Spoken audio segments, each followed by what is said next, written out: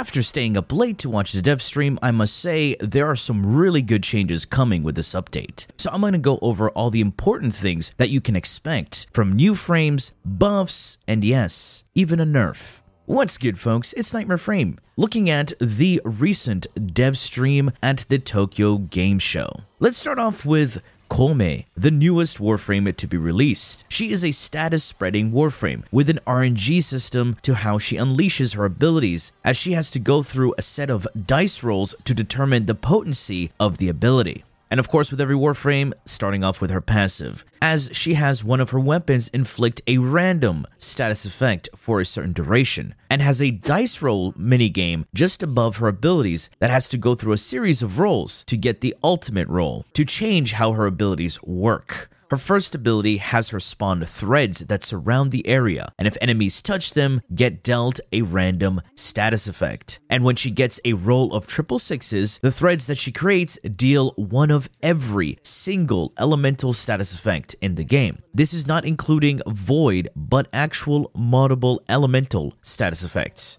Her second ability turns her into a Deviri frame. This ability can be a hit or miss with a lot of players, because when you activate it, a challenge appears, and you have to complete this challenge to earn a decree, which then buffs her for the entire mission. However, if you get lucky and get a 666 roll, you will get a decree without doing the challenge. The third ability surrounds herself with charms, like Baruch's daggers, but instead of damage reduction, enemies who hit you end up healing you instead. And of course, the amount of charms is determined by the dice roll. However, if you get a roll of 666, you become invulnerable for the duration of the charms. Her fourth ability targets enemies in front of her and incapacitates them, while dealing damage over time from random elemental status effects. Of course, depending on the dice roll, the more potent the damage. The big roll allows her to spread this affliction within a 360-degree angle. And that's pretty much her kit. Her weapons look like a mixed bag, but we'll have to see the stats. The primary weapon, Higasa, is a mix between Batacore and Synapse, a burst fire rifle that builds up a charge and releases that charge with your alt fire. But instead of a railgun, it's a beam alt fire. It's made easier if enemies are shooting at you because when you ADS, the gun flares out like an umbrella, blocking incoming shots while also charging the alternate fire. And the melee weapon is a melee weapon with an RNG system to it. Depending on certain amounts of swings, grants you various buffs, and a max roll gives you all the buffs. But the big W right away is that these weapons will have augments for purchase available at the Steel Path vendor, Teshin. Now, onto the Caliban Rework, which does look interesting, but I'll have to let Pablo take over on this one. So what did we change? For his passive, we didn't really change much because it was already pretty powerful. But for his first ability, Razor Gyre, we changed it quite a bit. It is now a fast dash that moves forward, actually hits all enemies. For every enemy it hits, it actually regens some health to you and also refunds some of the energy that you spent. And then it applies a brand new status that only Caliban has. All of his abilities do Tau damage, and now they can deal Tau status. And what Tau status does is basically when an enemy is affected by it, they're more likely to be affected by other statuses. Be it from other players, from yourself, from your weapons, any source of status, now they get more of a chance to get it. For Saint and Rat, we sped up the casting quite a bit. As you can see, it's much smoother now. Also, when enemies get lifted, now they're not like floating around, so it's much easier to hit them in the weak points. Also, once you actually hit them, they don't lose the effect like they used to. And also, we remove the cap on how many enemies can be affected by it. For Lethal Progeny, you can now get all 3 sentients with a single cast, and you can choose between 3 different types of sentients. The Conquilist is the one that you're familiar with, that attacks on melee, has the highest damage, and will also copy your 4th attack. And then you have the Ortholist, which specializes in ranged attacks. They will actually set up as turrets and spread a lot of Tau status around the field.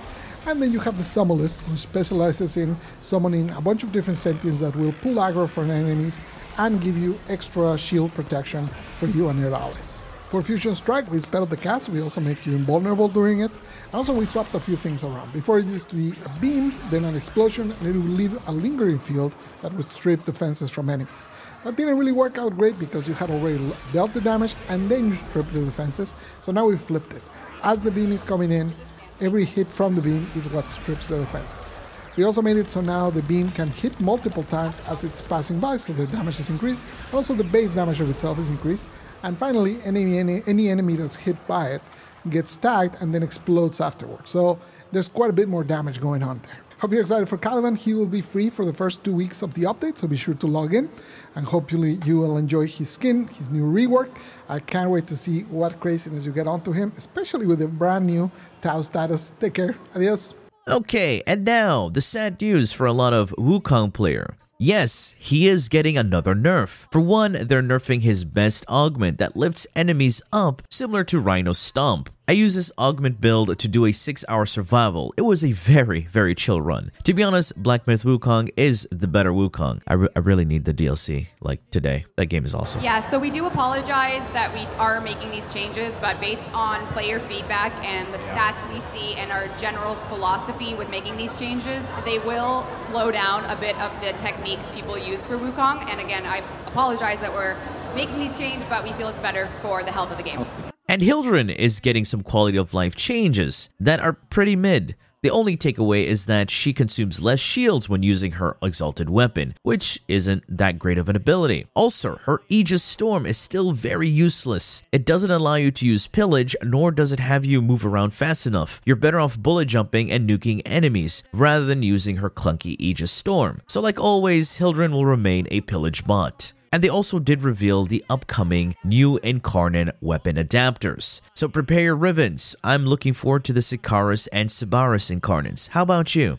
And of course, one of the biggest W's is the Nova rework. I did not expect this. As a Nova enjoyer, this is pretty good. So again, let Pablo take over. Hope you didn't miss me too much. Here I am, once again with another rework. How is this possible? Nova, we made a lot of changes to her. Hopefully you're excited. Starting with her brand new passive, now when she kills an enemy that's slowed down, they have increased chance to drop a health orb, and if the enemy is sped up, they have an increased chance to drop an energy orb. And that kind of gives you a hint of where we're going later on, but I'll save that for later. Null Star is now recastable by default. Also, we increased the base amount of particles it has, and now the damage reduction from each particle scales with strength. So between those two things, it's much easier to get to the cap of damage reduction. We also changed how the damage reduction works. Before it only affected health, now it affects health and shields. We also changed the damage to blast. In fact, all of her abilities used to be all over the place in terms of which types of damage it did. Now they all do blast, and this one in particular has a guaranteed status and an increased base damage, so it's much more effective. For antimatter drop, we made it so that it's much easier to control. As you move your camera around, it will actually stay much closer to the center of your view. You will also now be able to recast whenever you want, and that will make it travel much faster to whatever destination you're giving it. So it's much easier for you to like cast it, charge it, and then drop it as a bomb wherever you desire. We also made it a little larger so it's easier to hit, and now it has a much better communication for as it charges, it starts filling up. Also, we changed the charge mechanics so that it works better at lower levels of gear as well as higher levels of gear. For Wormhole, it used to have duration and charges. Now it only has charges, and we now can see it visibly on top of the portal, so you can know how many charges it had left. Also, we made it so that when you press and hold the ability, you get a better preview of where you're going to end up being teleported to. And as I teased earlier when I was talking about the passive, now Molecular Prime has a hold cast, which will do the fast version. So you have the normal version on top and the fast version on hold. Now you don't need to go into negative strength to actually get the fast version. We also added so that the multiplier now affects more than it used to. Before it only affected damage to health. Now it also affects damage to shields and to overguard. And we also did a pass across the game to all the different frames, and we actually made it standardized like that. Some of them already did that. A lot of them were only doing it to health or health and shields. It was pretty inconsistent. Now we made it consistent across the board. I hope you're excited to play with these changes. Some of them long requested, and you'll get them in your hands soon. Adios. Cool thing, during the update, you will get to do a demo of the Warframe 99 game mode or mission. We'll see how it is. And here's another cool thing for PC and Steam players. You now no longer have to type your password every single time to get into the game. If you play on Steam and you're sick of typing your password, if you connect your account to Steam, You can bypass the password now if you launch through Steam. And finally, the biggest scare to then relief DE ever gave us, and that is the companion rework. I will provide a full link to the rework in the description and pinned comment, but a lot of good things are happening. A lot of good things. This is a huge W for the companions. So yeah, they're changing Charm, but for the better, and not making Smita the only resource booster cat. I know that sounds weird, but let Pablo and Grant explain this for you. I bring you news about the much anticipated companion rework, starting with the part that you're probably the most anxious about, what's happening with Smita. So we don't like the resource boost on Charm. The way it works right now is every 27 seconds, there's a 28% chance for you to get a buff. And out of that, there's a 10% chance for you to get the resource buff. So that means 2.8% chance every 27 seconds for you to get the buff you want. So what happens in practice is players will kill an enemy, they'll see the resource they want drop, and then they'll just wait around for several minutes at a time until the buff comes up, and then they'll pick it up. Obviously, this is not very fun gameplay. It's not very conductive to the high-speed gameplay of Warframe, so we don't like that. The other thing we don't like is that because resources are so valuable, people feel forced to use Smita even when they don't want to. So what we're doing is we're grabbing that resource buff and we're putting it into a mod. This mod will fit into every beast companion, and what it'll do is instead of being a cooldown with an RNG on top of an RNG, it'll just be a single RNG. When you pick up an item, there'll be a chance for it to double the resources you get.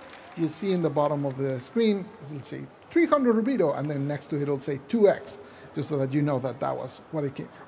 Now, you're probably wondering two things. One, what's happening with Smita herself now that she doesn't have that?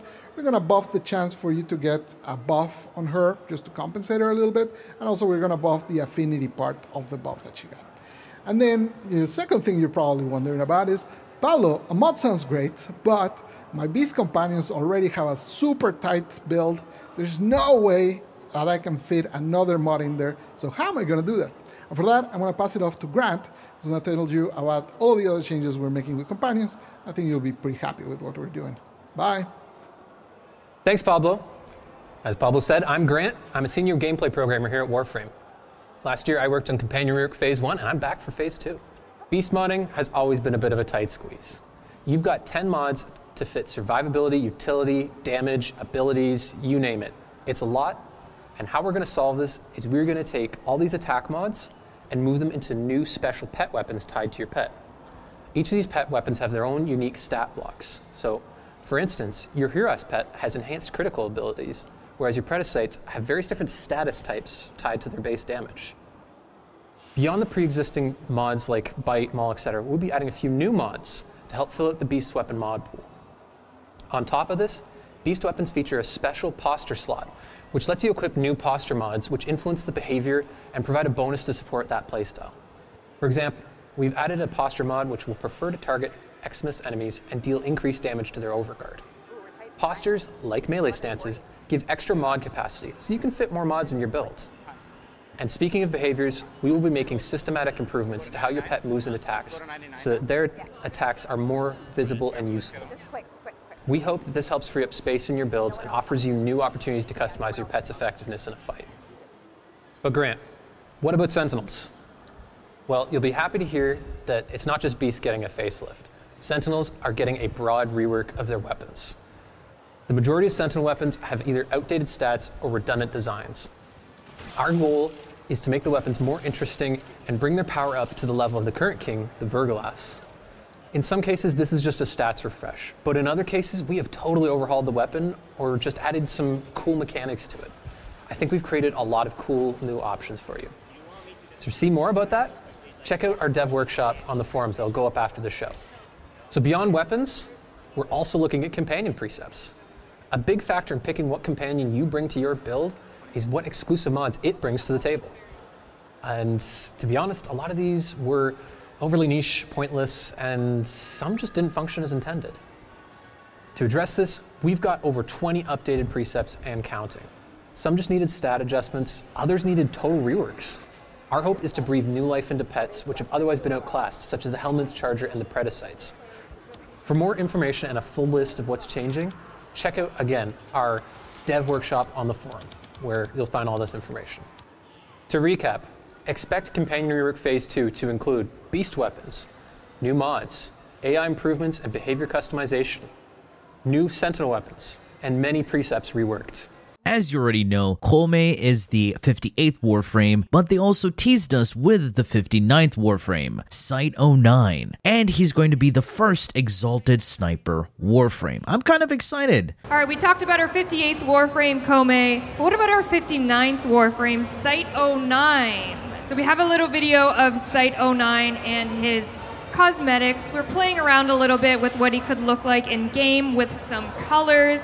He's going to be our sniper Warframe. Yeah, one of his abilities will certainly be an Exalted Sniper Rifle.